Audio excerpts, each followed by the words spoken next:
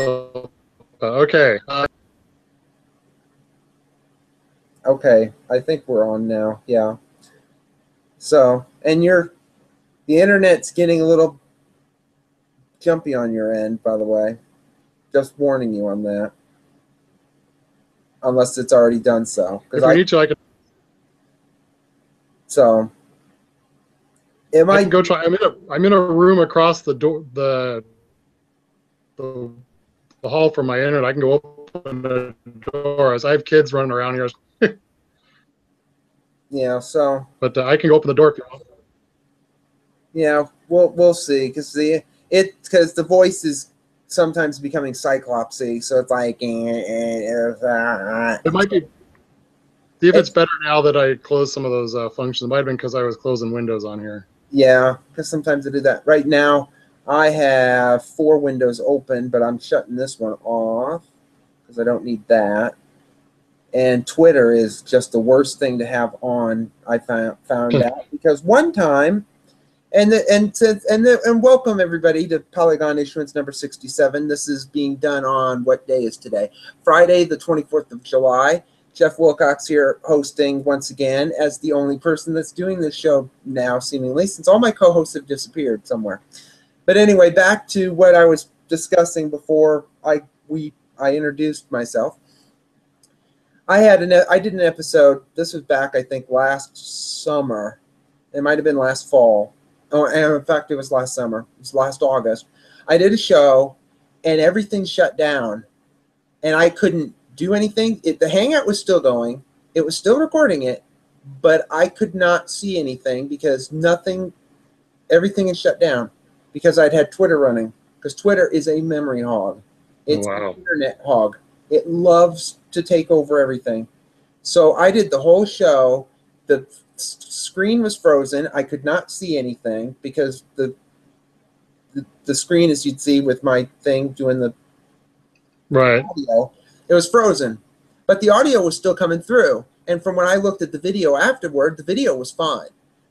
But it was just on my end.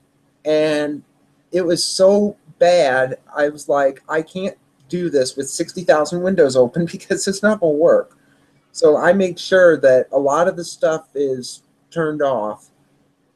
So the only thing I have right now is the email account, is my email, and your LinkedIn account. Okay. Which we might go through because if there's some errors in it, we're going to make you fix them. I was going to say, I haven't touched my LinkedIn account in several months, so who knows how that's looking. Yeah, it probably says that you went to like Florida State for school, and oh no, yeah, nothing like that. But for example, it could say that you now work in Alaska or something. Right. Anyway, for those that are like wondering who this person is, and you're wondering why is the sun out when it's very late at night, Scott Sistek, which I believe is how you pronounce your name, is the what is he? He has lots of titles, so prepare. He is the web content producer, the staff meteorologist. We'll get to that, what that actually means later. A writer, an editor, and the blogger. He has his wonderful weather blog, which is the partly to mostly blog and weather blog. I think that's what it's called. That's on comonews.com in Seattle, and it's also on your sister station in Portland, Oregon. I assume still, right? And did you go away? Update. I don't get too much, but can you still hear me? I got a little note that my network's not doing well. Oh, that's great. We're doing well so far. Okay. Okay. We'll see how far this goes. So anyway, that's what he has the title of, and he's been at Como for pretty much, all the Como stations. This would include the radio because he's been there for his second run. I believe there's a second run. Yep. 2000. He was also there for a few years in the 90s. Yep. I started there right out of school. I was there as a producer, weather producer, part-time weather producer for 3 years there, and it was just 20 hours a week or 28 hours a week. Yeah. And I'd go in and help. In those days, we didn't have the internet, and so most of my job was to go to the big printer and rip off all the forecast models And then we just had clipboards all over the wall and just rip them off and find like, okay, here's the GFS for 12 hours. Clip that on the 12-hour board. Here's 24, 40, 48, whatever. And so the first 20, 30 minutes of my day was just clipping big printouts of computer charts onto a wall. Yeah, yeah. And of course, being because you're a native Pacific Northwester, yes. you're from Washington State. Yep. I know your parents live, I think, in Port Angeles. Yep, that's my hometown. Yeah, so you live way out in with the lovely sea and the sea breezes and whatnot. So you're like pretty much climate ridden to the northwest, and you're like you don't know anything from about, let's say, the Cascades eastward. Yep, totally another world. Because once it kind of passes the Cascades, it's like, well, don't have to worry about it anymore. It's gone. So we'll hear about it. Yeah, like we'll hear about it when it hits the Midwest in 2 days. Well, that's true. Except if we have the flow we've been having most of the summer, where the West, including the Northwest, is stuck under a ridge. They're getting nothing in terms of weather. It's all going into Canada, and then it sweeps southeastward, like it looks like it might start doing again come August, from what the models are indicating. But outside of growing up in Port Angeles and being pretty much in the Northwest, what got your interest involved into weather? It had to be something better than just seeing drizzle and rain in Seattle for at least some months of the year, because it's not all this dreary, wet, kind of gray weather in Seattle all the time that most people think of it as. Months. We always say it's 9 months of the year. It's actually probably more like 8. But October to May is kind of the rainy season here, with October through like late February, the peak. My start, my dad was in the Coast Guard, so I moved around, but mostly in the Northwest. We did one stint where we got transferred to the East Coast. It was coastal North Carolina, a little town called Elizabeth City. It's about an hour south of Norfolk. And then, so we moved there when I think I was 12 or 13. And I had grown up around here where thunderstorms here, we freak out over you guys laugh, you don't even notice them. But the first week I was there, we had these ferocious, we moved in the summers, and it wasn't even severe weather. It's just your typical instability top of showers. But for me, it was warm. Not only at night, I hated it. I just developed this fear of that. It was just the last thing I ever wanted to experience. So every night I would watch the weather forecast. I think it was Channel 10 up there. And Don Slater, I used to watch him all the time and just find, radar was pretty rudimentary then, but find what the storms are, learn where all the counties were. And this is your thunderstorm warning. Okay, how many counties west of us is that? Is that something that would move toward us? And so basically this interest kind of developed first out of fear. And then as I became more and more into it, it was sort of like, okay, it got better because I kind of knew what was going on. And then we were there for about 3 years, and we moved back to Oregon. I went to high school, and I have never been out. I haven't left the Northwest since. And it was sort of like, okay, I've kind of seen the East Coast and their weather, and it's like, I'm done. I've had my three years, I'm done. And so I've been back here ever since. And growing up around here, I really enjoy the weather like this. And I think it's kind of unique to a lot of people from Seattle in the Northwest that when we get these drizzly, rainy days, a lot of people here really enjoy it. Because it's different from like the hot weather of the Midwest in the summer, where it's 80 to 90 degrees and it's humid and you have all the crops in the ground and all the moisture comes out of them and it's terrible. And you get the dew points like we've been seeing around here in the 70s and lower 80s, and nobody wants to be outside in that. Whereas in Seattle, it's raining and everybody's running outside doing stuff outside if it's raining, whereas here everybody runs inside because typically if it's raining here, it's in the thunderstorm, thunder and lightning, and nobody wants to be outside. Right. Most of the rain around here is pretty light. We get this reputation that it rains all the time here, and it's like it rains here frequently, but it doesn't rain very heavily. And that's why a lot of people look at it. It's like, New York and Houston and all these cities get way more annual rainfall than Seattle. It's because it'll take us a week to make up just as much rain as you will take, or it'll take us a week to get what you guys will get in an hour. So that's why we're pretty we have this like false sense of, oh, it rains all the time here. But the other thing is you get used to it. And today was a really great example because, you know, we've had this super hot summer here and the rain has been gone. We haven't had like a serious like Seattle rainy day here since June 1st. Yeah. And there was like 0.2 of an inch of rain that day. And it's been dry. It's been 80s. We've had several days in the 90s. And everybody here is sort of like, you know, hey, where's our Seattle weather? And of course, very few people out here have air conditioning because even in the summertime, we're talking 75, 80 degrees is sort of like the high, you know, the high bar. And it's like we get a few days 85, maybe one or two, and it's done. And even if it gets to 90, it's only 90 for like 2 days, and then the marine push comes back in, and we're back down to the 60s and 70s.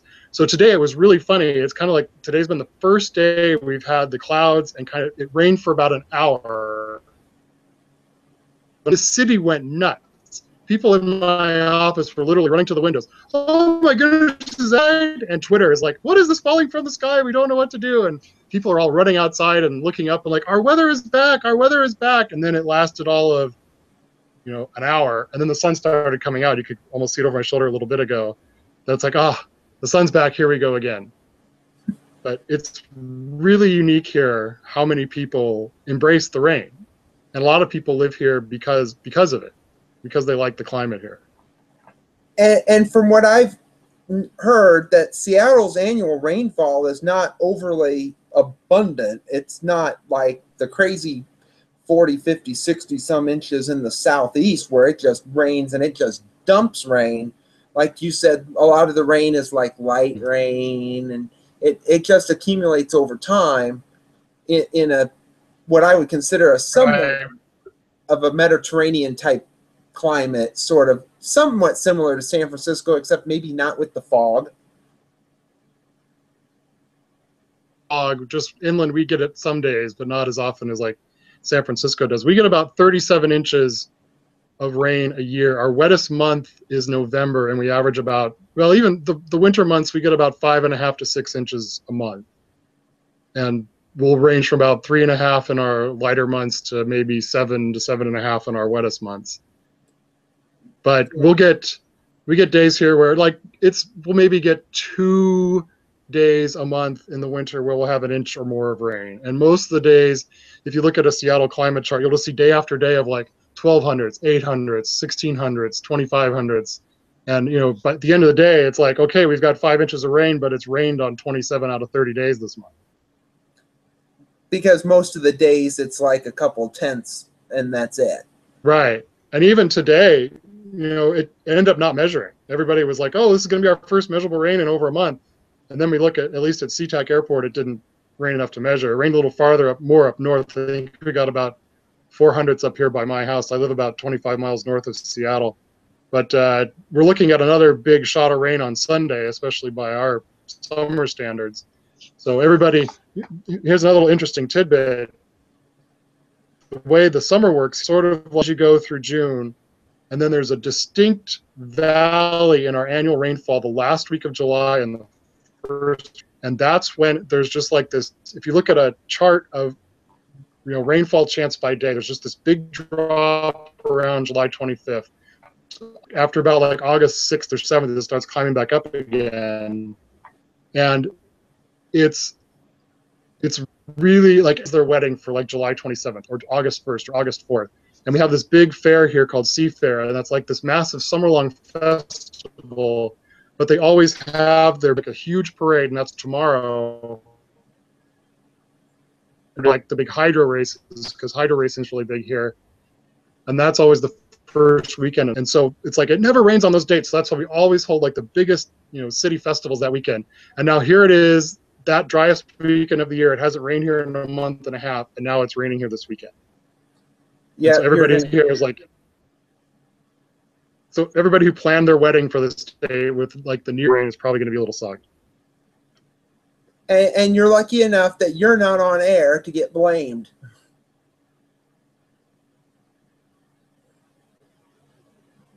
Because if you were, you would probably get blamed.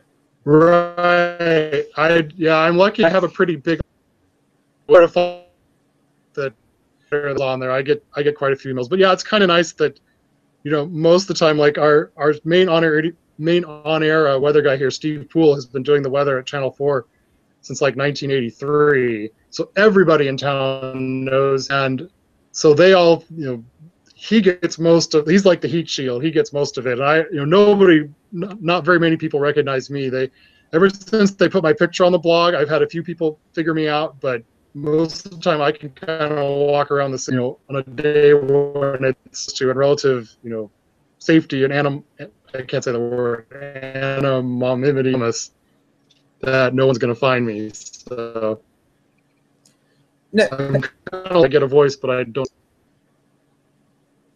Now, when you're talking about the period that we're going into, where there's that 2-week period of the rain kind of really dropping off to nothing, does that coordinate with the hottest temperatures of the year that are typical for Seattle? Because here, or in most places, at least in the Midwest, where I'm at, the hottest temperatures of the year are typically the last week of July, which is where we're going into next week. So does that kind of coordinate with what the hottest temperatures for Seattle and the Northwest are supposed to be at this time of the year, or is that a different time period? Your audio here a little bit. Can you ask that question one more time? It cut out. I'm going to go try and tweak something here to. Yes, and while you're doing that, I can, and now stuff's going crazy. But anyway, so I'll repeat it. Hopefully it'll go through. Okay. Okay. When we were talking about the rainfall dropping off in this next 2-week period, does that coordinate with the temperatures being at their highest for the year, your average high temperatures at the hottest it's supposed to be this time of the year, or is that a different time of the year for Seattle and the North and West? No, it's pretty much hand in hand. Usually the last week of July and the first week of August is also the peak of our hottest average. And if you look at the NOAA climate data, usually it starts right about July 25th. Our average high hits 77, and that's the high water mark. And then it kind of stays there till like right that August 5th, August 6th. And as soon as that temperature starts drifting down, very slowly at first, but that's kind of when the rain, very slowly, the rain chances start drifting back up again. Oh, 77. That's just, I know. It won't be, you know, when they do the next 30 year, you know, they do the updates every 30 years. Yeah. Every 10 years, they update the 30 year every 10 years. So I am pretty sure, because it's been so hot here the last 3 summers, that when we get to 2020 and they recalculate that average, it's probably going to be 78, 79, may even hit 80, depending on how the rest of this decade goes. I know the average high here, we're peaking this week, and I think here where I'm at is 85 or 86. Wow.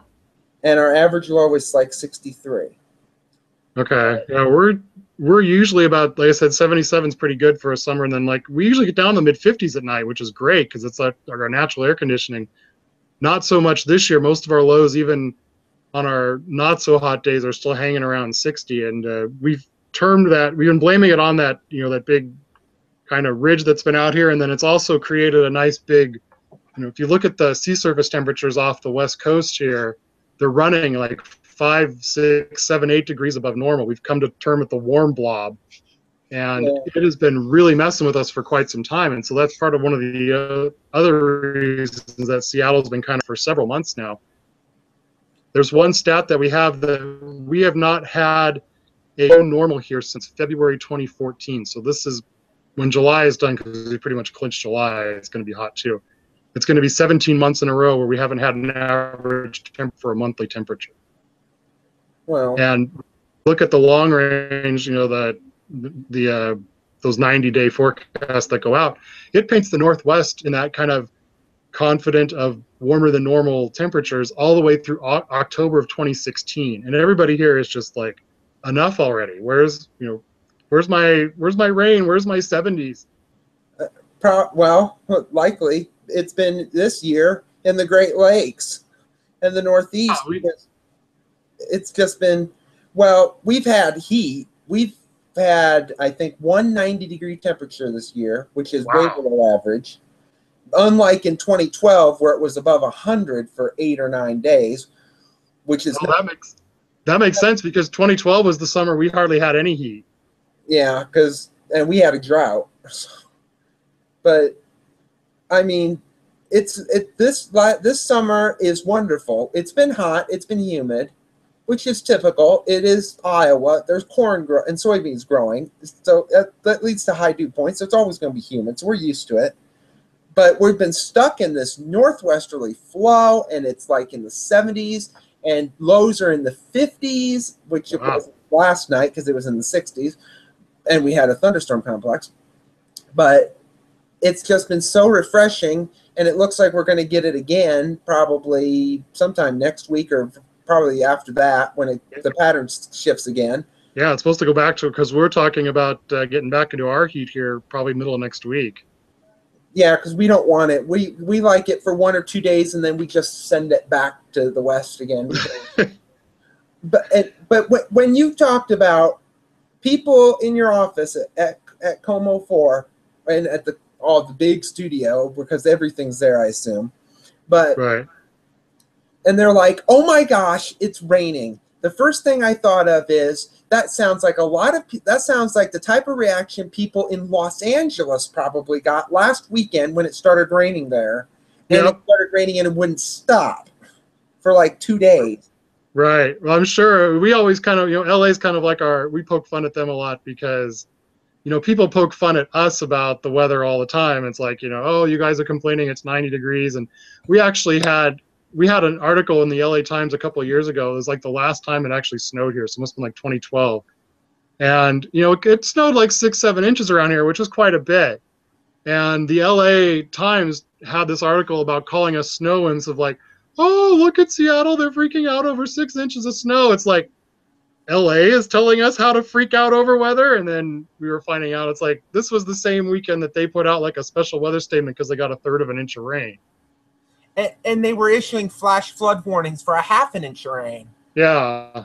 But it was in burn areas, so then there was going to be debris flows. So. Right. Yeah, they always be careful there. We have a similar issue out here in eastern Washington after the wildfire season that they have a lot of, especially last summer, I think up near Wenatchee, there was a big wildfire, and then we had the thunderstorms come by, and they had flash flood problems because it was all the burn scar area. Yeah, and when you worry about that, because we're kind of going off on a tangent, because I'm kind of just coming up with stuff as we go along while I'm trying to get it all in before your either network dies or something happens. Or hanging in there so far. Seattle. But anyway, when you talk about the burn areas, because you do have wildfires there, yes, typically mainly in the Cascades. Yeah, Cascades and farther east, like eastern and central eastern. And then anywhere east of there, and you don't care about them people unless they're still in your viewing area. They are. We will still very heavily cover eastern Washington wildfires, and we send crews over there when it happens. Mostly because it's so you have Spokane, which is a moderate market city, and then you've got like little small markets like Yakima and like the Tri-Cities by Kennewick. So you don't have a whole lot of, aside from Spokane, you don't really have a whole lot of like news crews out there to help get the story out. So usually, depending on how far, if it's really far into eastern Washington, then Spokane will usually cover it. But if it's kind of that central, like Ellensburg, Wenatchee, kind of just over the Cascades, but not quite beyond like Moses Lake, then we'll send crews over there. And then they all know the hotels in Wenatchee and Yakima, and we just have this, everybody keeps in the summertime, everyone keeps a wildfire kit in their car, like the yellow jacket and the helmet and the boots. And it's like, you may be out covering a story like in the outskirts of the city and you get a phone call. It's like, hey, a wildfire's burning in Chelan, you got to go. And it's just like, just go. And it's about a 3 to 4 hour drive to get over there. So when you, for example, what's happening right now is El Nino. Right. And that typically means that doesn't mean not going to happen this year. Right. Typically, a lot more storms will aim more toward California, which is probably hopeful because they need the rain, but not all in one douse. They don't need like 10 inches of rain all at once. That ain't going to do no good. But what is the weather going to be like in a typical El Nino winter like it could be coming this year? Well, in a typical El Nino, it's usually pretty boring up here because we kind of tend a little warmer than normal, so we don't get cold enough for snow. And lowland snow in Seattle is always a marginal situation. It's like we usually get maybe a few inches and maybe 2 systems a year. And so, it's like we're always playing that it's 37, it's 36, is it going to snow? We don't get like the 25-degree snows here. But in an El Nino year, we tend to be warmer. And so like instead of being 40, 45 in December and January, we'll kind of trend more like 47 to 52. So snow kind of comes off the board for the lowlands. And then we pay a lot of attention to the snowpack in the mountains because that kind of feeds like the salmon and it feeds our water supply here. And in El Nino years, the snow levels tend to be higher, so we don't get as much snow in the mountains. We had that problem last year. This past winter was very warm. It was like the warmest on record, but it kept raining. We kept getting these Pineapple Express storms over and over again. So we had precipitation. We just didn't have it as cold precipitation. So we actually had water, and we're limping through the summer so far here without too many water restrictions. But we're worried with El Nino that not only are we going to be warm again, but now we're probably going to be dry. The only hope is that I think the record El Nino was that 97, 98 year. Yeah. In that year, the storms were so big, geographically speaking, going into California, that the Northwest was still getting like the northern fringes of these storms. So it wasn't raining a ton, but we were still getting some precipitation out of it. So I don't think that summer or that winter ended up, as dry as we feared. So there's a thought again that, typically El Nino means we're pretty much done for winter here. But if those storms really like start going into San Francisco or LA and they're big enough that we may still get some rain just from the northern edges. So you pretty much had the same problem up there that we kind of had here. Your snow doesn't tend to, whereas what we had here was we had a lot of snow. We had average snow last year, about 40 something inches. But a lot of it was dry snow, which has no moisture content. So it all melts and there's nothing left. There's just very little moisture. So, of course, immediately it better start raining soon, right after it melts, because the ground's going to dry out, which it did this year. The drought, we had a slight drought early this year and it went away. Of course, not like Oklahoma and Texas, which went from exceptional drought to nothing in 3 weeks. Right. Or something like that. But it sounds like you'd have the same problem, not quite the same, whereas you're not going to have as much snow, you'd get more rain. Well, rain is all well and fine, but that's all going to go away, and it's going to be, you're going to have to constantly get it. And then come summertime, when you get to this dip part, like right now, nothing's happening. It's not going to rain. That sounds very serious. Not over though, but it's still raining. But it's kind of like what we have here in the spring. If we don't get a lot of moisture content snow, in the during the winter, and it all melts. If we don't have a lot of moisture content, we have the same problem that the Northwest has during El Nino years. There's no moisture, and it needs to start raining or keep raining. Right, and that's what we were lucky last year. And actually, there's been a really good illustration of when we got into, usually in February and March, the people that run the dams and the reservoirs here tend to kind of keep the water behind the dam semi-low, because we kind of get these, just in case we get a real heavy, like Pineapple Express warm storm where we're going to dump several inches of snow into the mountains, we don't want to overtop it.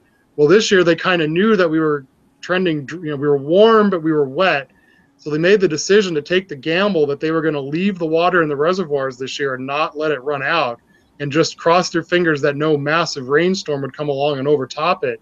And sure enough, it didn't. And so that's actually kind of saved the Northwest, at least for the start of summer here, that we had more water in our reservoirs than we normally would. So when the spigot shut off and when all the rain stopped here a couple months ago, the reservoirs had a lot more water in them than they would have had they kept them at normal levels through the winter and then waited for the spring rains that never came.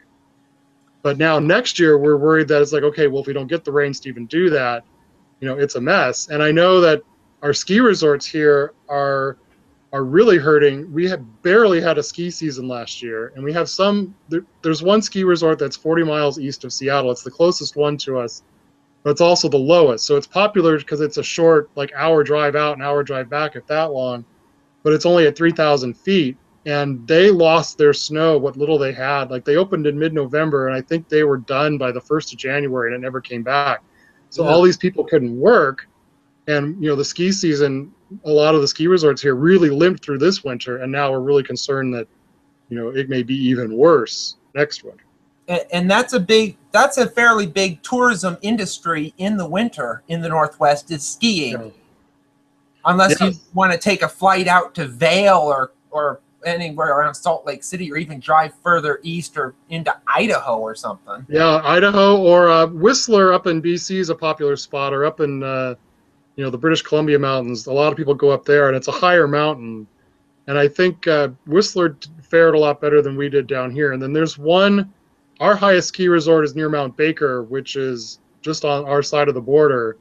And it's up, I think, around 6,000 feet. So it typically has the most snow, and it can kind of weather these winters, because even if the snow level is like 5,000 feet, they'll still get their snow. Yeah. But it's a longer drive to get there. It's not, Snoqualmie is right just a freeway east of the city, and you're there in an hour. Mount Baker takes a little more side roads and smaller highways and that sort of thing. But you can find skiing here if you need it, but just like the ones that are super close to the city and the ones that get really popular just on the convenience factor are probably going to really struggle again this winter if everything holds. So when, for example, there's a typhoon, this Halola, which started in the Central Pacific, it's now south of Japan, and there's been all these typhoons in the Western Pacific. There's been like 6,000 of them, it seems like. There's as many as 4 or 5 at once. And these curl up into the Northern Pacific. Do you worry that about if they'll come at the Northwest, or if they go up into Alaska? Is that where they sort of aim, is Alaska, and then they just redevelop and then come back at the Northwest as a different system? There are times where actually most of the Northwest's greatest storms in history had their start as a typhoon. But those usually, like in the summertime, it's usually, I think it's happened before we've gotten distant remnants, not like direct remnants, but like something that you can trace back to. Okay, here's typhoon whatever, and now 6-8 days later, here it is here as a rainstorm in the summer.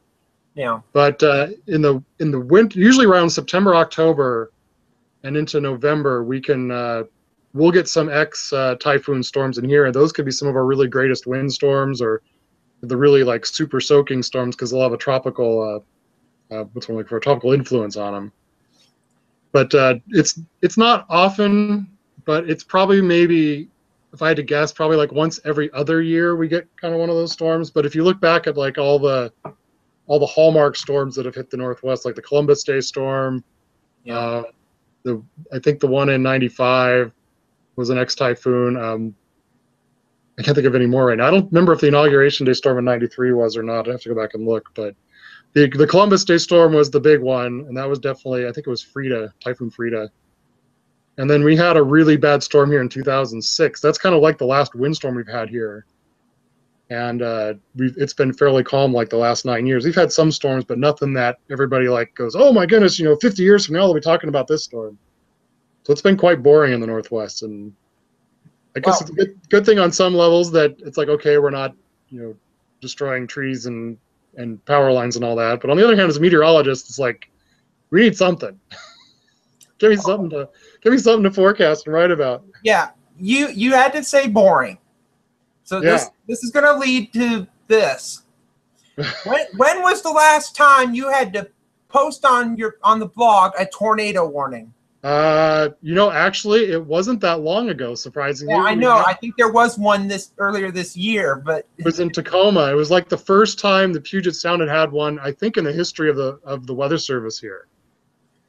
Yes. Or it might have been 50. I don't know. There was one we had in '62 that hit Kent, which is a suburb of Seattle. I think they may have had a tornado warning out for that.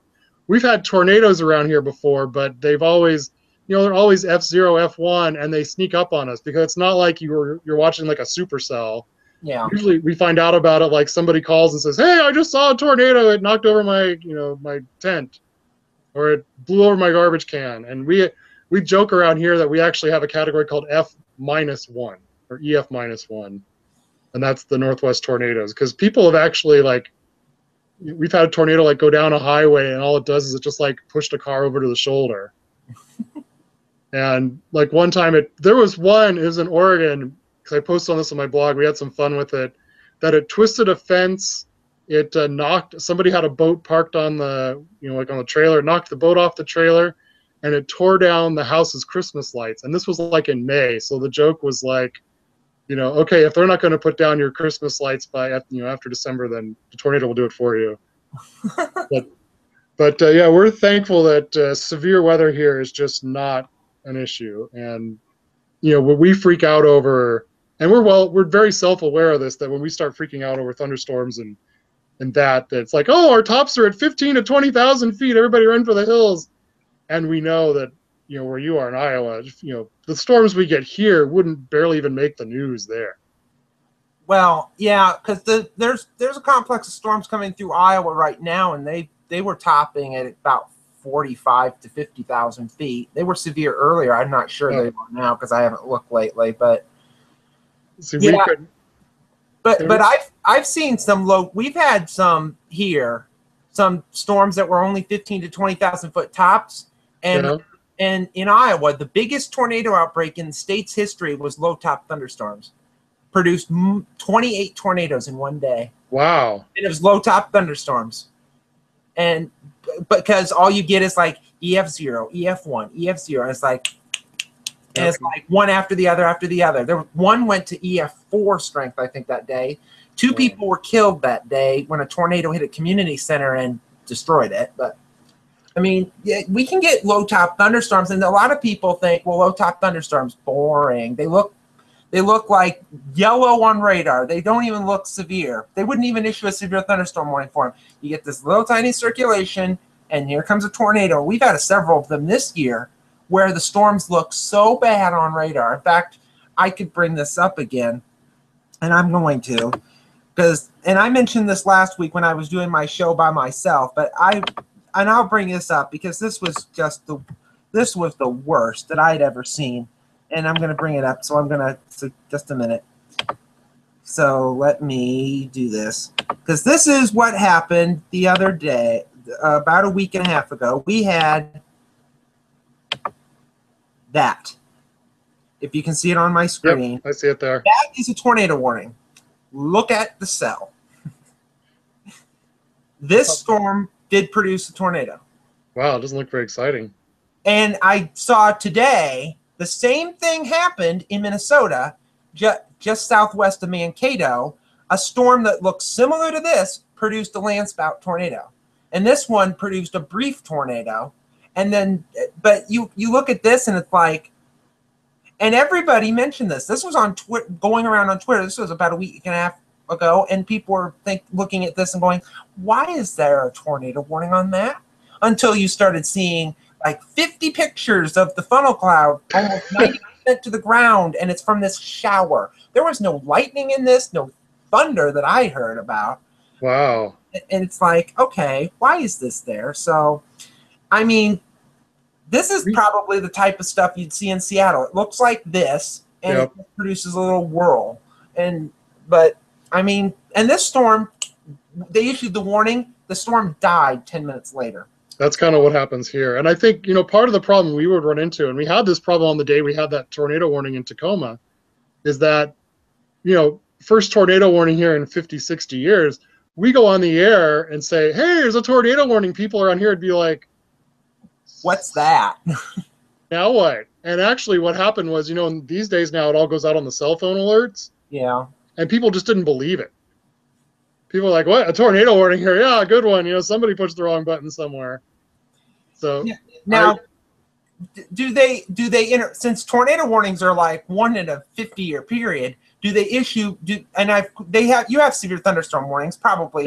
No, very rarely. Probably maybe one or two a year, if that. If that, I'd probably say maybe one every, and usually not in the city. If they're happening, they're kind of out toward the Cascades and rural, but. Yeah, no, maybe one a year. They tend to issue more of those. I don't know if they have these in the Midwest. They have significant weather advisories. Yep, there was a bunch of them today. Okay, so that's about the farthest we get, because if they're going to issue severe thunderstorm warning here, it's because it probably triggers on the hail. And the hail, you'll laugh at this. The minimum hail for a severe thunderstorm warning, I think, is a dime. What is it? A 10-inch or a tenth of an inch. Oh, brother. Yeah.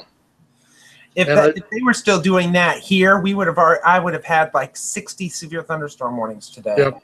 And we've only had in the state tonight. Well, if I count the ones this morning, 1, 2, 3, 4, 5, 6, we've probably had about a dozen today. Yeah. So that's what. So we run into that. Were you going to ask like if we have like some sort of like crawl or anything? Or if you interrupt for severe thunderstorm warnings, because they're about as rare as tornadoes. No, because we don't have. There's no crawl system, no automatic trigger crawl system at any of the stations here, and we wouldn't have like if a severe thunderstorm warning hit at 7:22 or something p.m. We don't have a weather staff person sitting there waiting to go on air. So it'd have to be like an anchor or somebody. But it's so short-lived, and even when that tornado warning came out, by the time everybody figured out is like, is this really a tornado and what's really going on, then it's gone. Yeah. Done. And so I think even if we had told everyone, hey, there's this F2 tornado, it's on the ground and it's heading for Seattle, everybody'd be like, ooh. Actually what they do is they go grab their camera and go out to the window and take a picture of it. But like there's no basements, we don't practice it, there's no tornado drills here. No, you would just have to be lucky and hope that it's so rare here that if it does come, it just would miss everything. And I know, we had that Vancouver, Washington had that tornado in 72. That was an F3, and that's like the only deadly tornado in either Oregon or Washington history. Yeah. And that went through like a school or something, like 300 people were hurt and 6 people were killed. And we kind of point to that as like, hey, it's not like it's never happened. Yeah. But I think most people here just, if that ever happened again, most of the time, like I said, a tornado happens here. By the time we know about it, it's gone. Do you worry though that something like that could happen again? Oh, sure. I mean, it's obviously it's happened in the past. There's this great, there's a blog I wrote about it must have been on the anniversary. Like I said, 62, there was an F3 that came down and actually went through like one of the Boeing plants here. Yeah. And there's pictures, these like cartoonish like pictures of this big funnel down, and the cars are all from the 60s or whatever. And nobody was hurt in that, but it did some damage. An F3 is pretty significant. Actually, there's a small anecdote to that. I believe that's the tornado that was reported by Bill Gates' mom saw it. I'd have to double check. There's a tornado in our history that is like it happened when Bill Gates was a kid, and it went near his house at the time. We were kind of like, oh my God, what would have happened if that tornado turned out to be real and wiped out Bill Gates before he was even 10 years old. Oh, brother. So you would say like an EF3 or an F3 tornado would be like the equivalent for Washington State or even in Oregon of an EF5 tornado in the Midwest and the Plain States, because it's going to destroy stuff, because stuff there is not built for tornadoes. Right. It's going to get ripped apart even in an EF0 or 1. Right. Well, everything here is built for earthquakes, though. We do get earthquakes quite frequently. So we're kind of, houses around here are built for that. So I don't know if that would help. We don't have too many, like brick houses here are very rare. Everything here is pretty wood frame. So I don't know if that's good or bad, but most people are on like a good foundation, that sort of thing. A lot of sandy marsh areas around here, especially those that live near the water. But I think Seattle's kind of a more modern city. We've kind of grown up. I mean, we have old parts of town, but the city has been expanding so rapidly that, like, especially the outer fringes of the cities here are mostly like, relatively speaking, new suburbs and that sort of thing. So we're going to kind of transition back, sort of.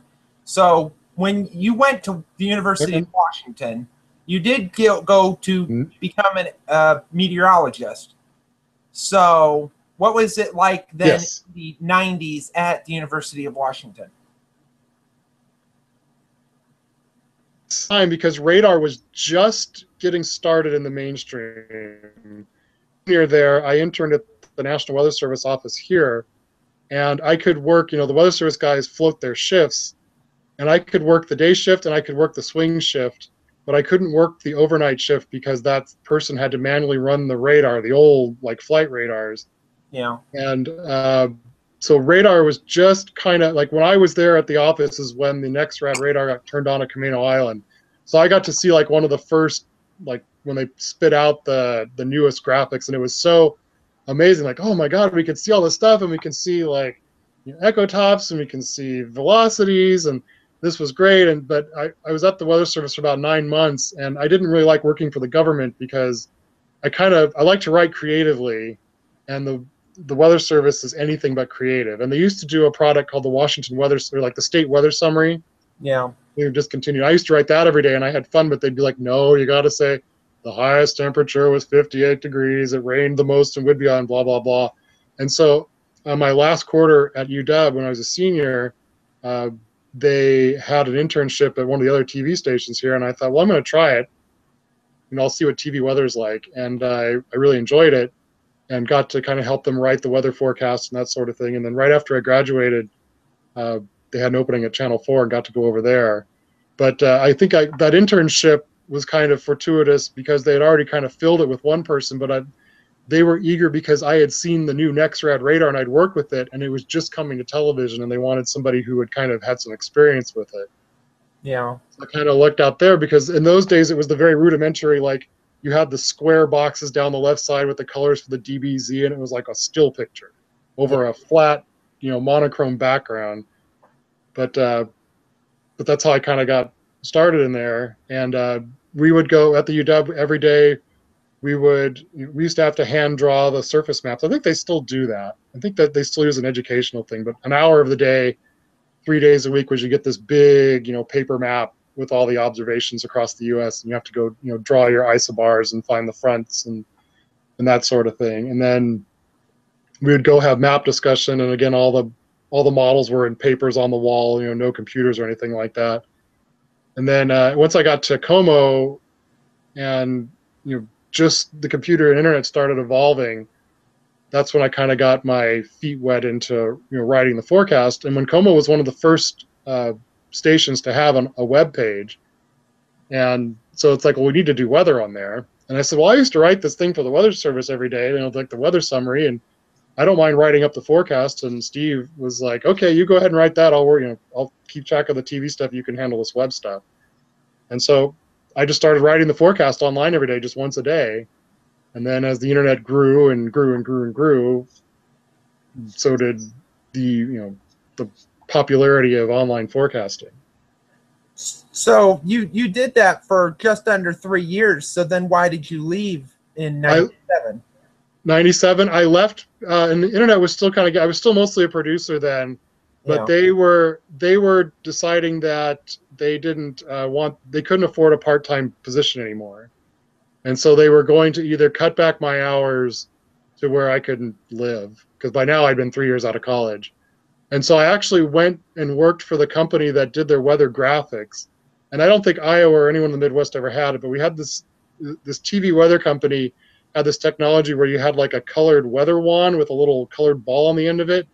And you could actually like move icons on the screen. At the time, it was like this greatest thing that, that Steve could stand there and hold this wand at the wall and push a button, and a cloud icon would appear on it. And he could move the wand and it would track against the chroma key and move it around. And so Como was their guinea pig station. I'd worked with them quite a bit on the weather graphics. So I went and worked for them for 3 years and kind of helped, develop that. I got into some graphic design, helping them. That's when like the Landsat maps were getting popular for like what you see now on TV when you do the highs and the lows and all that. Yeah. And so I would help draw those, and those days we kind of had to paint them. And then we did something called a 3D forecast. We had this technology we worked on where we could draw blobs on a map and it would render these 3D clouds, and then you could render like a movie. And it was sort of like the very rudimentary days of what happens in real time, where you kind of see like a 3D representation of the weather forecast. But it was actually, in those days, it was a manual forecast. So I would get up, and I had two people, I had me and another guy, and I worked the morning shift. And I'd get up at 6 o'clock in my house, and I would draw these blobs on a weather map, based on the forecast, and send it out to all these different stations. We had like 13 or 14 of them. And then my colleague took the night shift, and he worked from like 3 to midnight. And then we just kept doing that for a while. And then in 2000, we got bought out by Weather Central because they wanted the technology. And then at that point, everybody worked from home. So I could live here in Seattle, and it was no problem. Like my one colleague was in LA, another one was in Portland. And when we got bought out by Weather Central, they said, okay, now you got to move to Madison, Wisconsin. And I didn't want to leave Seattle. And so at that point, Como had just let their weather producer had just left, their part-time producer, and one of their writers who did the news web writing left at the same time. So I went to him and said, well, how about this? You know me from my days of writing weather. I'll do that, and I'll write for your news site as well. And so that was in 2000, and that's kind of how this got started. I'd spend part of my day doing weather production and writing for the weather, and then part of my day writing news stories, and kind of got a crash course in learning journalism and how to write for the web and how to write to Associated Press style, and how to take a press release from a police agency and turn it into something that's readable and that sort of thing. And so it's just kind of grown as the internet's exploded and the websites got more popular and they got more expansive. It kind of went from there. And then I was still writing that forecast. I still do, right? The forecast every day in the afternoon. And it must have been, was 2007. How many years ago is that now? I think it was 2007. Must have been. So we're talking 7-8 years ago. I used to write TV or weather stories for the main website. So when we'd have a snowstorm or a wind event, I would write it as a news story. And I'd always kind of keep it kind of, as fun as you could, or at least keep it in layman's terms. And they came to me and said, well, why don't you write this, write this in a blog, put these, take these little stories you do, and we'll give you this blog and just fill it as much as you can and go. And that started 2007, and then it's just gotten more and more popular as it's gone along, and now it's my favorite part of the day. Yeah, because I doubt you want to write about anything else that's not weather related, even though you still get paid to do that. Yeah, I don't. And actually now I'm the executive producer for the website, so I do have to do a lot of news writing. I run their main website now. I'm kind of in charge of the whole thing. So I do, weather is actually maybe 15% of my day now. And it's kind of sad on the inside because I really, weather is what I enjoy writing. But I do write a lot of, I write crime stories. I write the Seahawks and whatever, runs the gamut. Yeah. And so that's, I kind of write that. And then I have colleagues there. And if I've got enough staff members there and I've got a great story, like today there's a blog I'm posting tomorrow on the thing we talked about earlier of all these people that booked their wedding this weekend, and now it's like, oh, it'll never rain, and now it's going to rain. And I kind of write those in between my other duties. Or I do a lot of work from home just because it's really hard for me to concentrate and write a good, weather blog that's intensive and you have to research, and I do a lot of number and statistical stuff that it's hard for me to do that for 10 minutes and then stop and, okay, now I got to write about this car crash.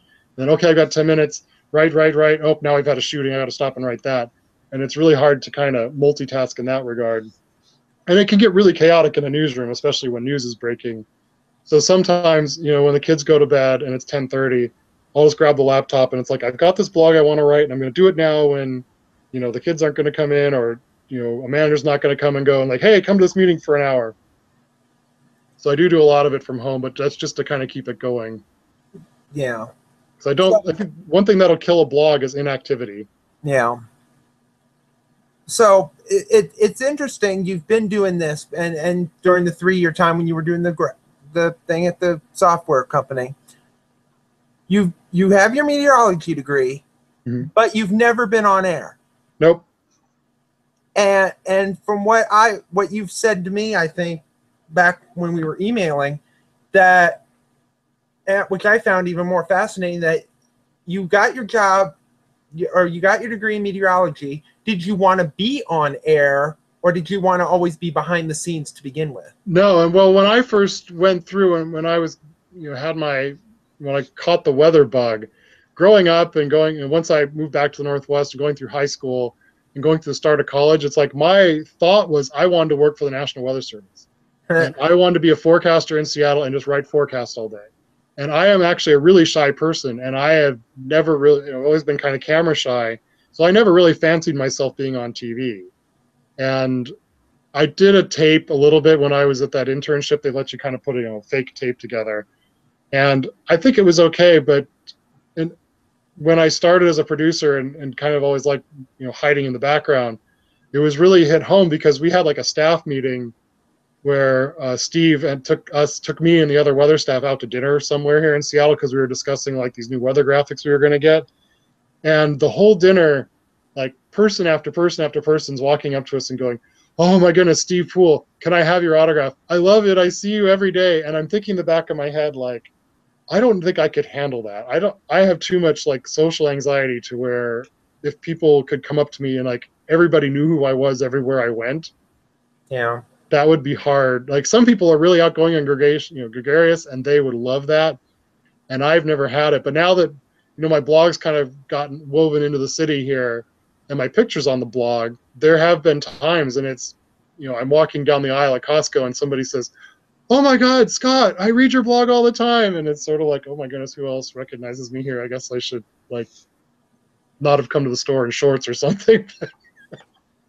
Now, when you think about that you're the face of the station, do you have to worry about that now? Because you've always been behind the scenes. Well, now your weather blog is like big to a certain extent. Yeah. So do you worry about that now that, oh my gosh, there might be people that could see me, I better put on like clothes that are like appropriate? All right. Well, this is a kind of joke. I usually don't walk to the store in shorts, but but I do. I keep it in mind, and I'm a pretty quiet person. Like I'm not one you're not going to find a Twitter picture of me like at some bar or anything. So we live a pretty quiet life. So I'm not too worried about it in that respect. I think just for me, it's just that people know who I am, or at least rarely. It's nowhere near the level of like the on-air people here would be. Like if our main anchor walked into a store, everybody would recognize him. And I think that would be a lot of pressure for me, because not that it would happen to me, but if you're having like a bad day or something and, you go to the coffee counter and you're like, "Oh, can I just have can I have a latte?" And someone says, "Wow, Steve was really surly today. He must not be a nice guy." And it's like that kind of stuff would worry me. But luckily it's not gotten to that point yet. I mean, the blog is kind of, it's popular, but I don't think I'm like everybody in the city would know who I am. I don't think I'm to anywhere near that point, luckily yet.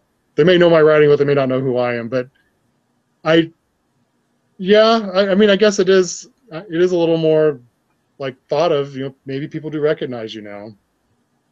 Or at least to the point that you're there. I mean, it's not like, for example, our website is not big or so, but we have a fairly large Facebook following now. I could get into Facebook, and I'm sure you could go off on that about how Facebook is horrible in some cases. But I mean, I don't worry about it yet. But it's not. But I cover the whole. We cover the whole state, and there's more people living in Seattle than there is in the state of Iowa. Right. At least in the Seattle metro area. Right. So it's not like I'm worried about a bunch of people, because there's people that can see our blog that live 200 miles away. So I'm not worried. But I have seen, I've gotten emails once in a while about how I've done some good writings and whatnot. And I've been doing my blog since right after the flood of 2008 here. Yeah. Which is pretty much what started it for me, which I should have done it like the month or so before that, because everything here happened in 2008. EF5 tornado, deadly tornadoes, the Boy Scout tornado that if you remember. Oh yeah. Camp, that was in 2008. That was at the same time that was in Western Iowa, while Eastern Iowa was pretty much underwater. So everything happened in 2008. Tornadoes, death, destruction, flooding everywhere. And I started the blog right at the tail end of that. And what ended up happening, it stopped raining. It didn't rain for 6 weeks. Like, yep, I did the right thing. And it's like, and I can remember back then, and you may have thought this too back in the day, you would always look at page views. Ooh, do I have enough page views today? Is this doing right? Blah, blah, blah. So, you know what I'm talking about? Oh, yeah. Yep. And I would always freak out about it, because I was like that. And I got excited when I got 1,000 page views in a month. I was like, yay, or whatnot. Then I got excited when I got 1,000 page views in a day, which happened to be the first time that ever happened, was a blizzard here. That's right. And I don't know what it is. And you might think about this. The big days here on our website are typically blizzards, Yep. severe weather, which you don't get, or flooding. There's nobody that comes to the blog if it's sunny and 80 degrees. Yep. They don't care. And I could look back at 2012 when we had the drought year, and it was just sunny and 105. And well, which it was at least a couple times. It was maybe like 100, 101, but we got up to 106 one day. And nobody comes to the website because they don't want to see sunny and 105.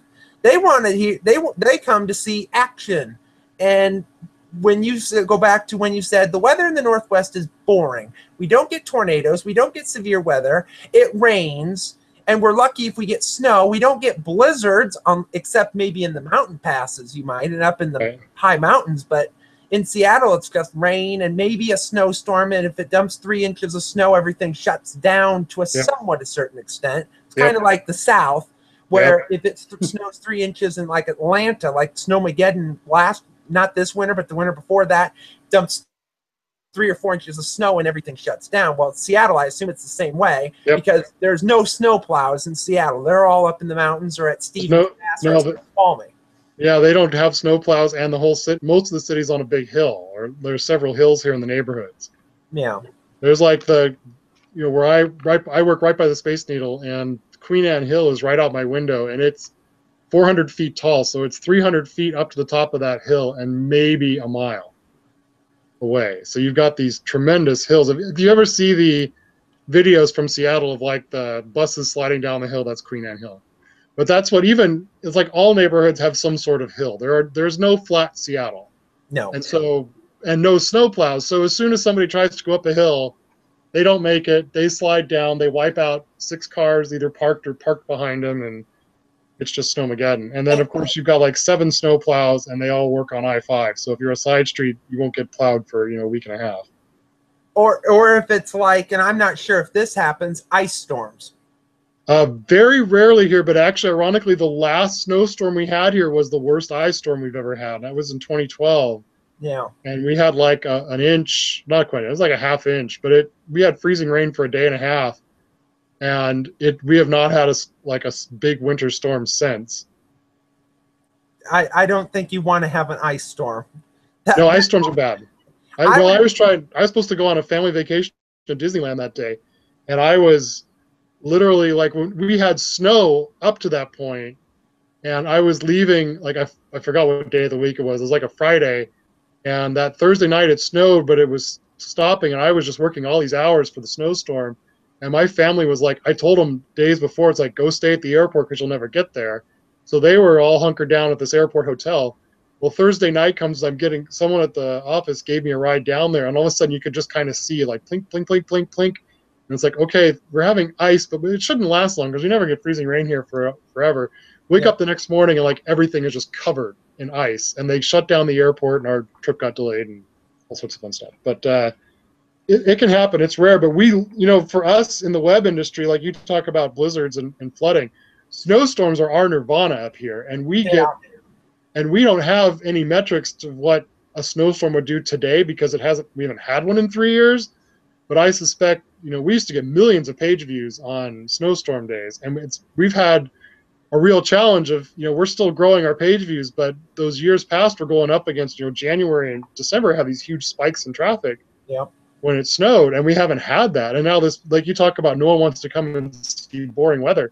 That's all we've had the last 6 weeks here. It's been sunny and whatever, 85, 90. But the way I do it to try and keep people coming back, because I always look for the unique hook in it. And that's why I'm big into like weather statistics and that sort of thing is you can always find a tidbit to bring people back. And it's something like, okay, Seattle, tomorrow, if we hit 70, we're going to have our 3rd longest streak ever of consecutive days above 70 degrees. And that's something to have them come back. Or if it's like, okay, it's 85 degrees again for the 8th day. We average 10 a year, and here's where we are this year. Just find some sort of way to, like, always look for the water cooler angle. And then if you're really desperate, put in a photo gallery of beautiful pictures because we get lots of pretty sunset pictures here all the time. Or you would say the temperature in Seattle was 85. That's the normal high for this date for so-and-so. Right. Yeah, But or this I year wouldn't we've say already like Spokane or something, because they'd be like, well, it's always hot there. Somewhere right. like weird that say it's 85 in Seattle. That's like the normal high temperature in Omaha or Yep.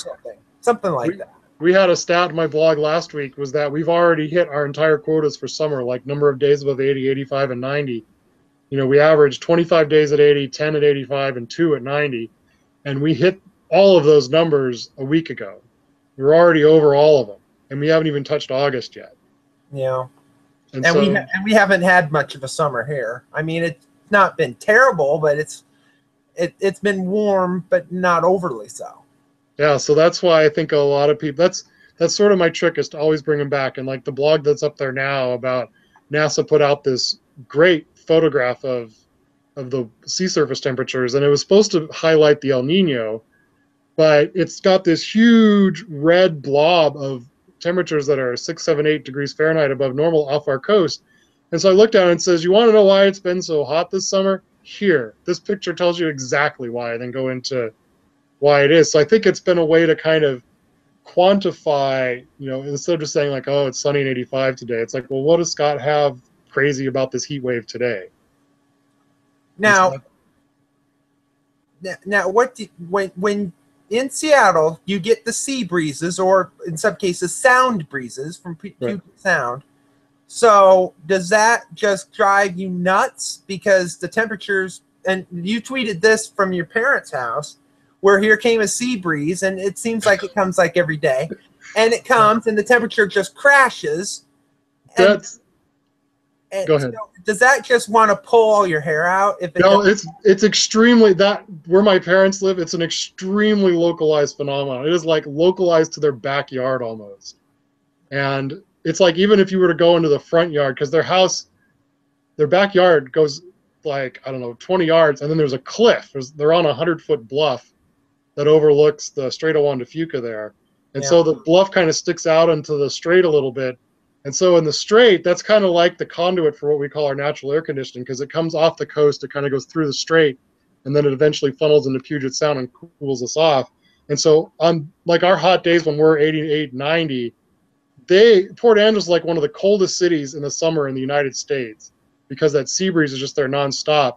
And even the only way they get warm is if they get kind of a backward east wind.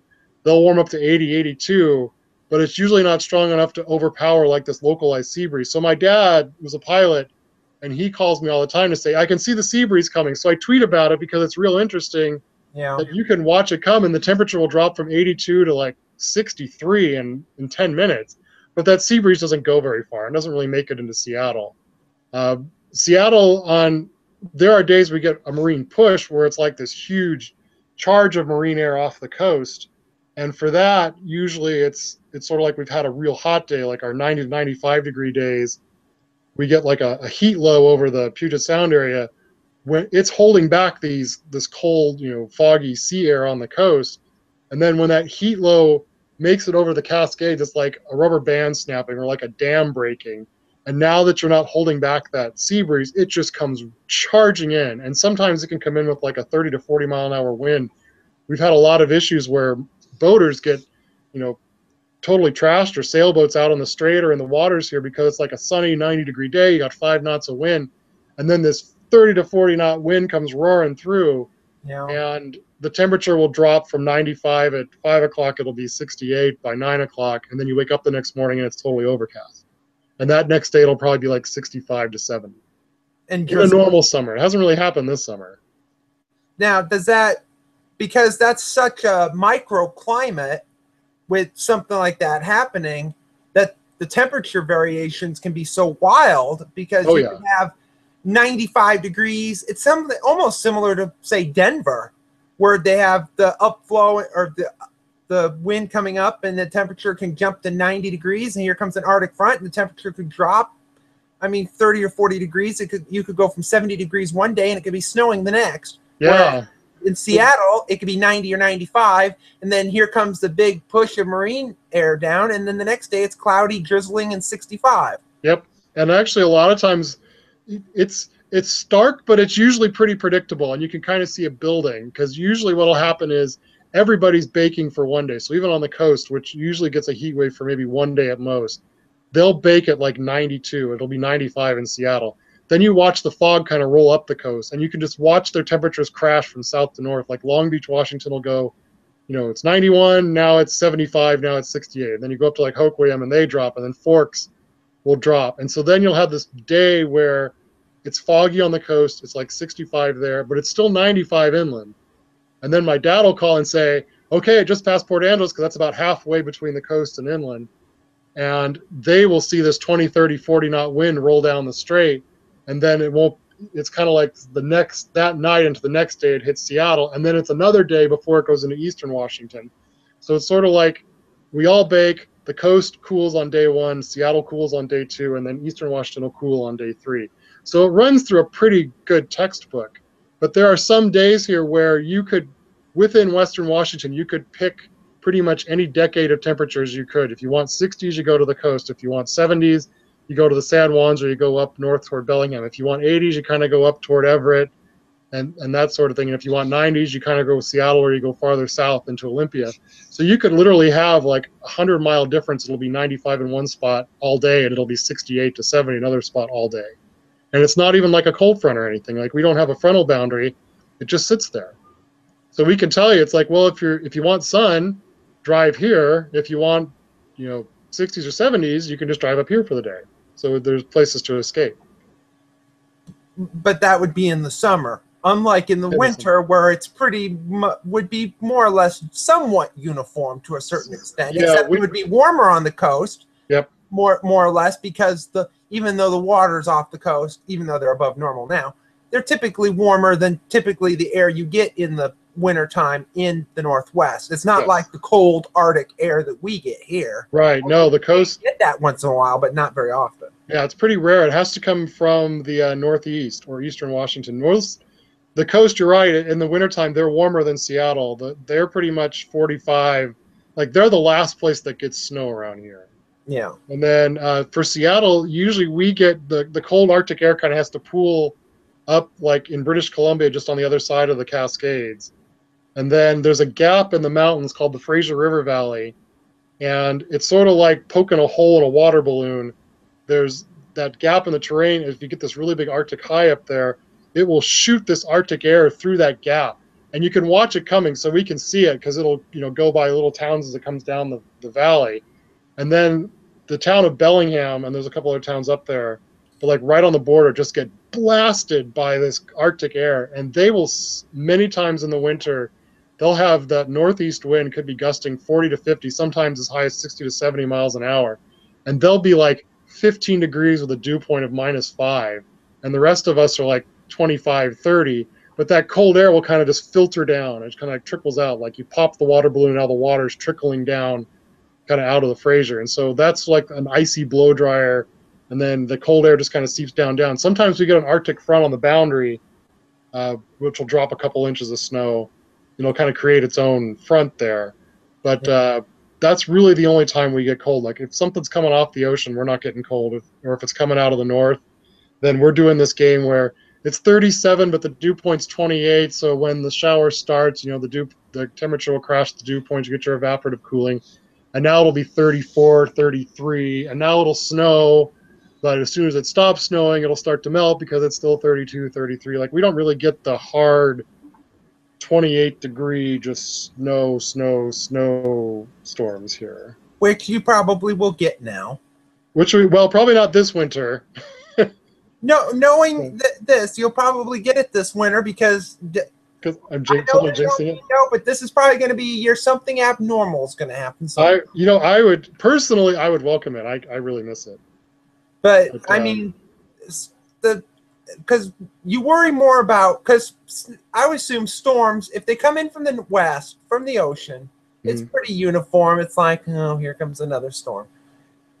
But when you talk about, let's say, storms that come crashing in from, let's say, the Gulf of Alaska, if they're coming in from the northwest and kind of sweep in, is there really much of a difference if it's coming from the Gulf of Alaska or from the Pacific?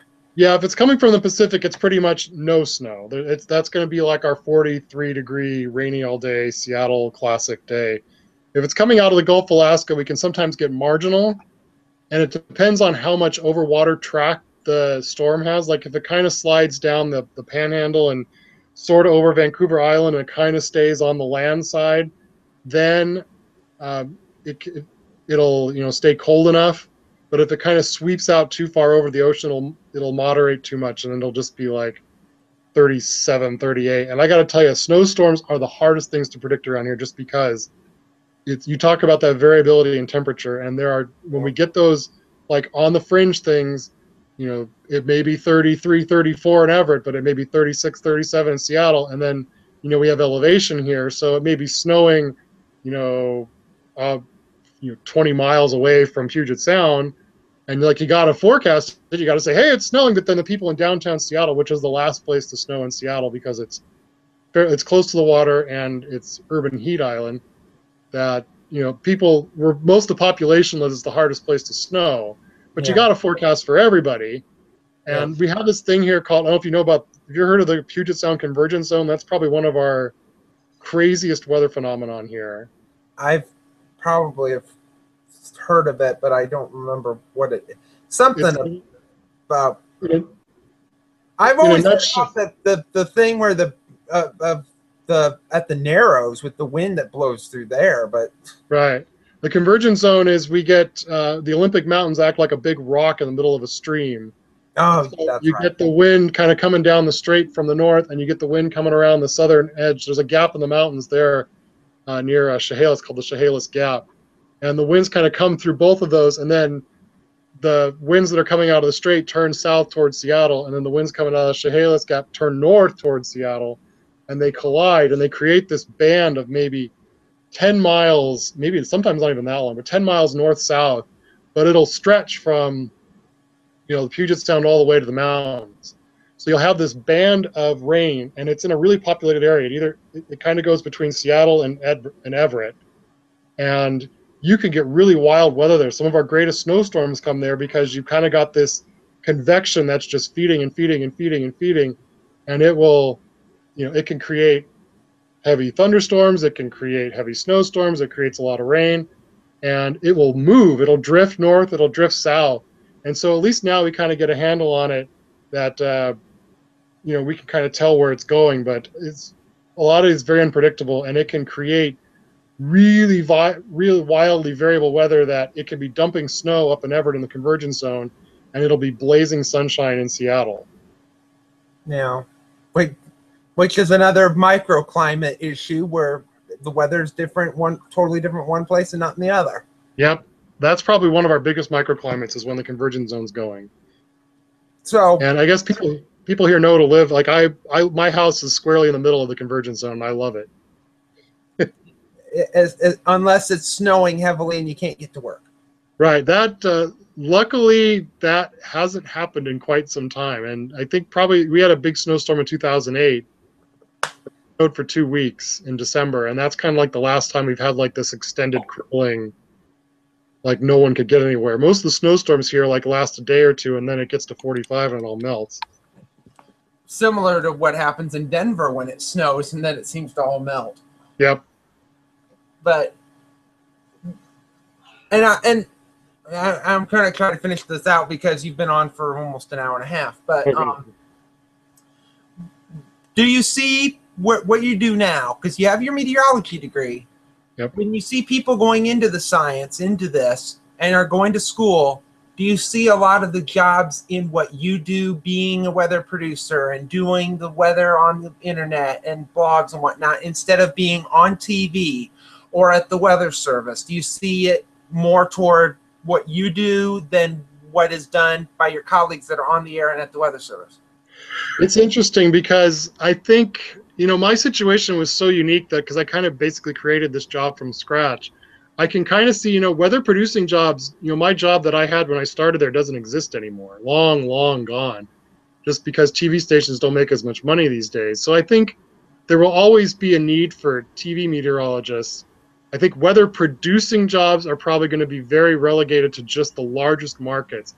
But I think especially as forecast models get more and more, that's what I'm looking for, more, advanced and more, better resolution, Yeah. I think the day is probably coming where it's like you're just going to let the forecast models do most of the forecasting for you. Like they'll populate all the numbers on the screen, they'll populate all the icons, and the weather talent goes in there and like, okay, I tweak if needed, and I'm here to be the face of it. So I think the production jobs are probably, you know, on their way out eventually. But the internet is growing so much. I would recommend to anybody who's going into meteorology, learn as much as you can about writing and writing for the web, because it's an excellent skill to have to be able to communicate. And as social media and websites explode, and as you get more and more, a lot of people are turning away from getting their news on TV, and a lot of people, especially the younger crowds, don't even watch TV news anymore. Yeah. They're getting it all off the internet in some shape or form. So I think if you've got a skill that you can write for the internet, you can communicate well. I think the blogs are good because it's unique content that you can't find anywhere else. Just learn how to write creatively, learn how to write for a global audience. Don't write too geeky. Don't you gotta keep it up. You can't let it go stale, because that's the killer of a blog. Is if someone comes back, you got to give them like, well, what did Scott write today? And if it's a week old, they're like, well, I don't know if I need to check in because nothing's updating. I'm trying to think what else. Yeah. The thing I have with when I was doing my blog, because for the first 3 years, everything that was on that website was written by me. Everything. I would post every severe thunderstorm warning, every tornado warning. I would be up for 14 to 16 hours doing severe weather outbreaks and whatnot. And eventually I had to have help because it burned me out. Because I was getting so burned out. And now as of right now, our staff, it's all volunteer, we don't get paid, is 13 people through our site now. So, and it's pretty much expanded so far. And not that we have 13 people, at least I think it is. I'd have to count because we ran out. I'd have to start counting people because that's how many people. Because we have storm chasers, we do video stuff, we do all this stuff on our site, including this show, which is actually simulcast on the website, but along with my YouTube page. But anyway, so I mean, eventually we have to. So some of us can get a break. We have to have other people at least doing stuff. So, for example, today we had severe thunderstorm warnings. Well, I was not available to do much of anything today except for tonight when I was doing some severe weather. So somebody else was doing it. Somebody did forecasts today, since I didn't do that today, because somebody else is doing that. So, I mean, you have to just keep it fresh. And I don't want to end up burning myself out and then going completely crazy and pulling my hair out, screaming. But yeah, it's when it gets big, like your site is, it has to keep updated, or people are going to go away and they're going to go find somebody else. And I'm rambling. So, and if you'd watched old episodes, you'd know I'd ramble about if people decide, well, why do I need to go to a website? I'll get it on this app. Right. I don't know if that's one of your duties that you do the app for your station or whatnot, but no, that's all. That stuff's all automated on there. They just take the forecast that I write on the Como page. But I, usually here, since we don't have to worry about severe weather, most of the times I'm just writing one forecast a day, and it's good. Now, if it's crazy, I'll do it more often, but we spend a lot of time mostly on social media. And if we're going to have like updates, like if thunderstorms are happening, I'll get on Twitter and I'll kind of live tweet there, and I'll occasionally post on Facebook, because it's almost too fast and furious to kind of keep typing on the website when it's just like you've written something and now it's all changed, you got to go add this in. It's like, oh my goodness, just go. But a lot of the stuff I write on the blog, and of course we have this luxury out here not having to worry about severe thunderstorms, but a lot of stuff I write is evergreen. Like I try and kind of write it to where something that you can go back in a year and look at and it's still relevant. Yeah. And I think that some of the problems they have here is some of the other weather blogs in town, they'll be like, hey, they'll write a blog, it's going to be sunny at 95 this weekend. And it's like, okay, great, but that on Monday now it's outdated. And that's like your blog post for the next week is something that happened a week ago that's no longer relevant. So And I kind of keep that in mind. often. I've seen that not just in the Northwest. I've seen that everywhere in a lot of places. It's definitely a labor of love to keep it going. And I can't imagine, like, if you're trying to keep up with severe weather that happens 24/7 there. Because, it doesn't take the nights off, doesn't take the weekends off. Yeah, And around here, it seems like anytime there's something interesting to write about weather in Seattle, it's when I'm not at work.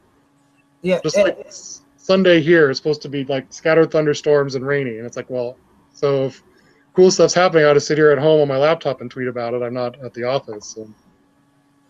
Yeah, when you said that, because we had storms this morning, and I was still up early this morning, but I was not in condition to want to do stuff. So we let it go because our warnings are automated to our website, thank goodness. Right. But I typically throw up the radar images onto the website to show things. Well, we had a thunderstorm that dumped 4 inches of rain, and it started flooding everywhere in this town in the northern part of the state, which I did not know about until I woke back up. But it's like I can't be up 24/7 to do this because there's just going to be sometimes it's not going to get done. Right. But it's still going to be there. It's just there's not going to be a radar image. But I mean, they understand. I think a lot of them know that we're not going. We're going to be. We'll try to get as much of the information out as possible. And a lot of all the warnings are automated to Facebook, to Twitter. I have to think because our webpage posts I think now go to Pinterest. They go to Google Plus. They go everywhere. I don't even know where half the time they go, but they go somewhere. But that's what you need it for your sanity, just to have some such thing out there. But yeah, and it's I have to take a break. I have to because for example, like this show, this is like my break as to I don't have to worry about graphics. I don't have because I make my own graphics. This is how rudimentary I make my graphics. I have to put in the temperature 74, and I have to type it in with a little image. Thank goodness I now have software that I don't have to type the 74. I can just point to the old number that was there and change it, and I can just change all the numbers and then put in the weather icons, and poof, there's the forecast. So it's a lot better than it used to be when it was like 74, 70. 78. And I do, and if you look, and I can bring up the weather map, but I'm not going to. I do 37 cities. Oh my goodness. So you have to do 78, 76, 75, and I have to look at the forecast. What I typically do is I look at the Weather Service forecast, and then I look at it and say, does this seem right, and whatnot? Because I take the Weather Service forecast, then I kind of think about what the TV people were saying it was supposed to do today, at least in my side of the state, and then I start changing the forecast to think how I think it's going to be. Well, I screwed up today because I didn't think the storms this morning were going to make it clear across the state. So, I mean, I got the temperature fairly close, but I mean, there's days where I'm going to mess up and be a couple degrees off. Whereas in here, 86 I forecasted today. It was 82. I don't think anybody's going to complain. It was 82, even though the point was 73. But I mean, we have something here called the Rule of 9, which was totally blown out this summer. But we kind of had this idea that 80 degrees is such a magic number here that if it's close, we would forecast kind of 78, 79, because people here will think like 80 is a number where, and even also like 70 versus 69, you put 69 instead of 70, because if you say it's going to be 70 and it's like 68, everyone's like, you said it was going to be 70 degrees and it wasn't 70. Whereas if you put 68 and it got to 70, everyone's like, woohoo, it got to 70 today. All right. So there's definitely a little bit of that psychology in there. But this year, it's like all bets are off because 80 degrees has been like super easy to hit. Yeah. So then it's like 80 degrees and everybody's like, it's hot. Yeah. 80 degrees here is like, for this time of the year, 80 degrees is like, it's too cold. Yeah, I think part of the problem here isn't so much the daytime, it's the nighttime. And it's like, okay, well, we can all handle 80, 87 at 3 o'clock because we're all at work at a place that's air conditioned. But when you come home to your house, that's like a complete sauna because no one here has air conditioning, especially if you have like an upstairs bedroom. And it's like you open the window and there's like nothing for a breeze outside. And everybody just bakes here. And especially like a lot of people in downtown that live in these high-rise condos, you know, they're up in the higher floors, there's no airflow, and you can't put air conditioners on the windowsills, that nobody sleeps here. And that week when we just finished a stretch of like 6 or 5 days in a row at 90 and 15 days in a row at 80 or warmer. And people here were super cranky because nobody was sleeping at night. Everybody would just sit up and you have fans on you just blowing all night, but you just sweat through the entire night. And I think that's one of the reasons why everybody like was very happy to see the clouds and rain today, because it means, hey, we can all sleep this weekend. Yeah, but I mean, for example, my air conditioner's on right now only for the fact that my temperature in the apartment that I live in right now, and I'm trying to look at it, is 81. Wow. But it's not terrible. My air conditioner is set at 78, but and I've noticed that, and it's the case where if it's warmer in the bedroom, especially, you can't sleep. It's horrible.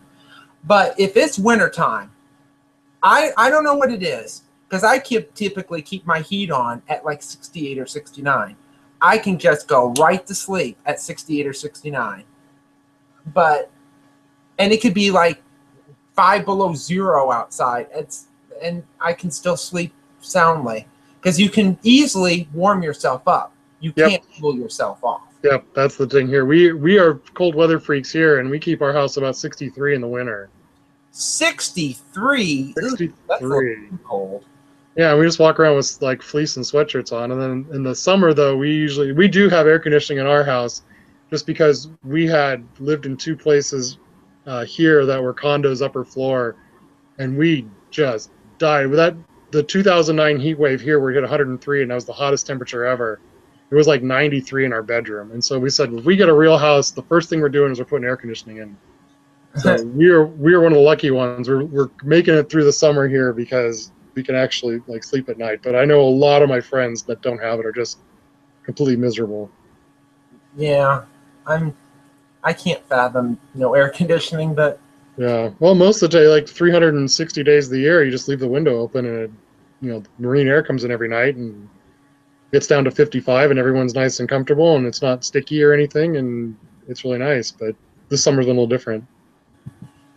But we're gonna go to the shout outs now, because I have to. This is be shouting out a person thing. You could shout out your blog if you want, but I have to shout out this thing that I saw, and I have to find it first. So it talks about the and I'm sure you might have seen it. It was on the Capital Weather Gang's page today or yesterday, where 2 weathermen up in Newfoundland got arrested. I heard something about it. I haven't seen it yet. Yeah, they got arrested. Why? They didn't bring summer to Newfoundland. It was not warm there, and they got arrested for it. Oh goodness! So it was a joke, but of course, but it was hilariously funny. So I'm going to see if I can screen share this, because this is funny. This is from the Washington Post, from Jason Samenow, and there's the police, and they're arresting. That's Eddie Shear, who's getting arrested, and I watched the video of him getting arrested, and the funny thing is they went off on this. The video is hilarious. When I went to the website, it was hilarious, where he's like, because Eddie, of course, it's up in Canada, and he's an American. He's like, I don't want to be deported. He actually said, the cop who was doing the arresting said, well, he's an American citizen, so he might have to be deported.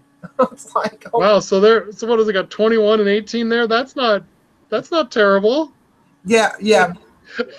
They were like saying that it has to be like 25 or 30, and I'm like, in Newfoundland? In St. John's? Yeah, no. It's I mean, it's like, it said this: summer was last seen in August, and this summer is described as 20 to 30 degrees Celsius. I'm thinking, Newfoundland, there's like all that cold water. I don't think it can get much higher than like 25. But wow. And they talk about this sporadic sightings of bright object known as the sun. Oh yeah. But they've been rare since May, so I'm thinking, yuck. That's like, see, that's our normal summer. Everybody here would be like, we would kill to have 20 degrees every day here. But yeah, Celsius at least. So yeah, this was hilarious. So I had to shout this out because it was hilariously funny. And I gotta stop sharing because that's just. But I mean, who knows if it gets to like? I wonder if the Seattle police are going to come and start arresting people for bringing hot weather, or if it's going to rain during these festivals, if they're going to start arresting people. I think a lot of people were talking about how glad they were to see the rain today. So I think I wrote a blog about a week and a half ago, and it kind of came from accident because I posted a picture of something, and I can't remember what I posted, but I asked the question, are you excited about the heat, or are you done with it? Like, is it woohoo, or is it, enough already? And that's what it was. It was the hottest 4th of July on record here, and so it's like, woo! Are you loving this, or are you hating it? And I got like at the last check, it was over like 1,200 comments, and maybe more by now, on Facebook. And I went through every comment and kind of just kept a chart of who liked it, who didn't, sort of like an informal poll. And 73% of the people on there said they were done with the heat, done with the sunshine, and wanted the clouds back. And part of me was dumbfounded, like, really, 73%? But then it's like, that's kind of so Seattle, that only 27% of the people like the sun. And so then we kind of were joking around that the Sun fans started calling themselves the 27%ers. Like, oh, are you a fellow 27%er? Like the whole Occupy Wall Street thing from last year or whatever. But we thought that was kind of funny. We started our own group here. Like, you a 27%er? Oh, I'm a 27%er. Are you kidding? I hate the sun. I'm in the 73. And so that could be your shout out. People here, I mean, the only time people here really want rain is if it hadn't rained in a while. Yeah. And for example, the rain that fell today, which is about to be tomorrow because it's almost midnight. Oh, that's right. The rain that fell here today was the first time it had rained here in almost 2 weeks. So the grass was starting to turn, and people are, because I always hear the people, they're like, oh, I'm glad it's sunny, we can be outside. And it's like, I'm sorry, the grass is dying and the plants are dying and they need rain. We'd like some rain, please. Now, if I could hold this laptop up and shoot it out my window here, you'd see like our lawn is pretty darn brown. And the neighbor across the street's like almost yellow. The funny, yeah, but I turned your camera off. So anyway, because that I think helped save the internet connection, because it's been pretty good for the last hour. Yeah, but the kids might be off the iPad too. That might have helped. Yeah, for that too. But anyway, I went to bed. But I've noticed the last 2 days, because we have chances of rain now between now and Wednesday. It's like the overnight nocturnal storms, and which is typical for the Midwest, because most of the storms we get in the summer are at night. And we very rarely get them during the day in the summer because it's too hot. We have the cap. There's no thunderstorm development. It's too hot. And then the minute the sun goes down, the sky starts to darken, and then the thunderstorms pop up. They blow up at like 9 or 10 o'clock at night. I've seen it several times. Blow up at 9 or 10 o'clock at night. They just run through the state. Sometimes they're severe, but not always. And then once it gets to sunrise, they start dissipating and they die out by about mid-morning. Well, today it didn't do that. The storms actually got stronger and kept going all the way into Missouri, and I think they were still going as of before we started the podcast. They went all the way through. They started in, I think, southeastern South Dakota, went through southwest Minnesota, then they dove southward across the eastern part of Iowa into Missouri. They went all the way south through Missouri. I think they were passing Branson about an hour before or Branson or just east of there. That's south of Springfield. They were going into Arkansas, and they were just going straight south. I don't know if they dissipated. They probably have by now, but that was just so strange that it was doing that. But It's been a summer like that. Everything here has just been not by the book. It's just been this just an odd summer. I mean, when you look at it, and it's Oklahoma is getting rain like it's Seattle now. It's like Tulsa and Oklahoma City are like the Seattle of the plains now, because it's just raining there when it's not supposed to be. Yep, we take it. But we definitely take it. But yeah, we've had a lot of complaints here that they say, like, you kept saying that you forecast a high of 83 and it got up to 88 again. And it's like, well, it's because in every other summer it would normally be an 83-degree day, and an 83-degree pattern is worth 88. And all these days we've hit 90 so far this month. None of them have been like a classic heat pattern here where we get like that east wind that's kind of the desert flow that keeps the marine flow back. That's usually the only way we get to 90. And this year it's just been the air mass is just that hot. Just that West Coast ridge is so hot we're getting a 90 without it. And is it mainly also due to the fact that the ground is so dry? Yes, that too. It's very dry here. Because I noticed that too. If the ground is too dry, you need to start adding numbers. You need to add 1, 2, 3, 4 degrees to everything. Same thing happened in 2012. If the 2012 thing had happened this year, where we've had quite a bit of rain, we would not have even hit 100 on any of those days. The dew points would have been 10 degrees higher. The temperatures would have been about 10 degrees lower. We would have had a number of days in the 90s, and it would have been a typical summer. Instead, there was no rain. The ground was completely dried out. The crops almost were all dead. Everything was brown. The temperature shot up to 105. The dew point was like 48, which is very atypical for summertime. Like a Vegas. Typical dew point's like 60.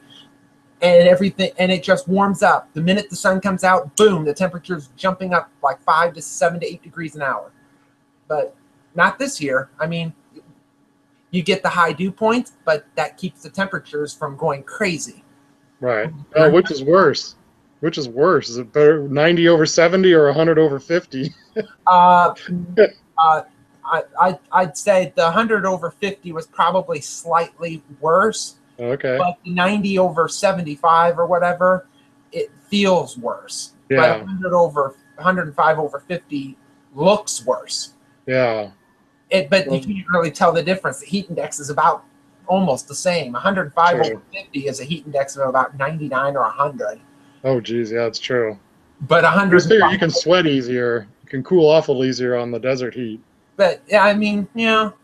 So it's all relative. But I'm just happy that I see cool air coming. I mean, cool air for us is like 80. We'll donate it to you here, because it sounds like once our cool air is done here Sunday, we're right back in. I'd rather have it in the wintertime. I love when they say this is a Pacific cold front, and I'm like, yay! Pacific cold front means it's not going to get cold; it's actually going to get warmer. Yep. Because everybody, they have to denote here what kind of front it is. If it's coming from the north, it's an Alberta Clipper, and we get snow. If it's a Pacific front, it's totally different, because it's coming directly from the west, so all the Pacific air is flying in. So the temperatures, instead of being like they are in the wintertime, our typical average high in the winter in January is about 25, and our average low is like 8. Oh, jeez. If you get Pacific air, you'll get temperatures well into the 30s, if not the low 40s. You could have a foot of snow on the ground, and it could get up to at least 35 or 36, and you'll start melting snow in January here. And that happened a lot this past winter. We had snow. We would get snowstorms, and I'm rambling again. We'd get snowstorms. We had like 5, 6, 7 snowstorms. We'd get snow. Then we wouldn't get any more snow until all the snow we had just gotten melted. This happened 6 times, all through November, all through December. Christmas Day, we had no snow on the ground, which is not very typical. We're about 50-50 on snow for Christmas Day. And then it snowed, then it melted, then it snowed. And then we got to early January, it snowed, then it got cold, and then it snowed and snowed and snowed, and then we ended up with like 1.5 to 2 feet of snow compacted on the ground.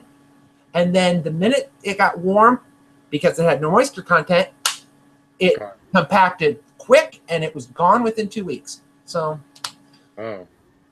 But that's how it is. And I've even seen the case, and I'm rambling, but about where we could have snow melting even if it's below 32 because of the sun being so strong, especially on like vehicles. I could go out on my truck out here, and I don't even have to brush the snow off because I could let the sun do it. And I've seen it. It's done it like several times this past winter where I don't even brush my truck off. It just lets all the snow melt off.